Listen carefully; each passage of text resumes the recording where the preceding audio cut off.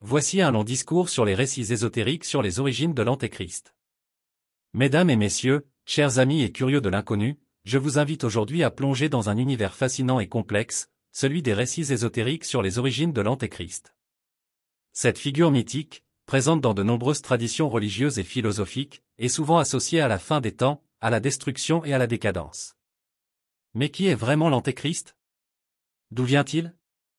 Quels sont les mythes et les légendes qui entourent son apparition?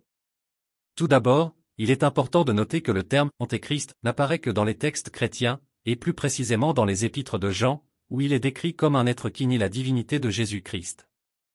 Cependant, les idées et les concepts qui entourent l'Antéchrist sont bien plus anciens et se trouvent dans de nombreuses cultures et traditions. Dans la tradition juive, on trouve des récits de l'Antéchrist sous la forme de l'Armilus, un être maléfique qui apparaîtra à la fin des temps pour combattre le Messie. L'Armilus est décrit comme un être gigantesque, doté de pouvoirs surnaturels, qui détruira Jérusalem et massacrera les Juifs. Mais il sera finalement vaincu par le Messie, qui établira un règne de paix et de justice sur la terre. Dans la tradition chrétienne, l'Antéchrist est souvent associé à la figure de Satan, le diable, qui tente d'imiter Dieu et de se présenter comme un sauveur. Mais il est aussi décrit comme un être humain, qui sera possédé par le démon et utilisera ses pouvoirs pour séduire les hommes et les femmes, et les éloigner de Dieu. Cependant, il existe d'autres récits ésotériques sur les origines de l'Antéchrist, qui vont au-delà des textes scripturaires et des traditions religieuses. Selon certains mythes, l'Antéchrist serait un être d'origine divine, un ange déchu qui a refusé de se soumettre à la volonté de Dieu. Il serait un être de lumière, qui a choisi de suivre sa propre voie et de créer son propre royaume, en opposition à celui de Dieu. D'autres récits ésotériques présentent l'Antéchrist comme un être androgyne, à la fois masculin et féminin, qui incarne les forces de la nature et de la création.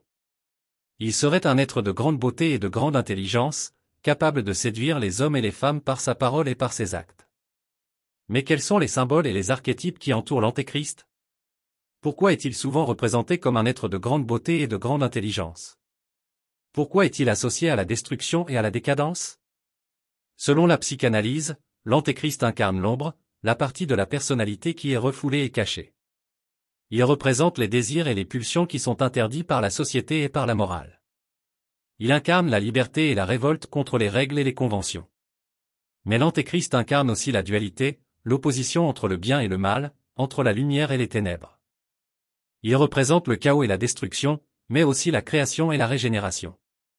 Il incarne les forces de la nature, qui sont à la fois créatrices et destructrices. En conclusion, les récits ésotériques sur les origines de l'Antéchrist sont multiples et complexes. Ils nous présentent un être qui est à la fois divin et diabolique, qui incarne les forces de la nature et de la création.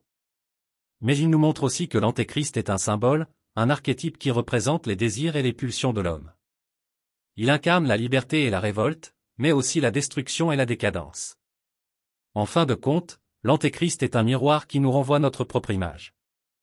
Il nous montre que nous sommes capables de créer et de détruire, que nous avons en nous les forces de la lumière et des ténèbres. Et c'est peut-être pour cela que les récits ésotériques sur les origines de l'Antéchrist sont si fascinants, car ils nous obligent à nous regarder en face, à affronter nos propres désirs et nos propres pulsions.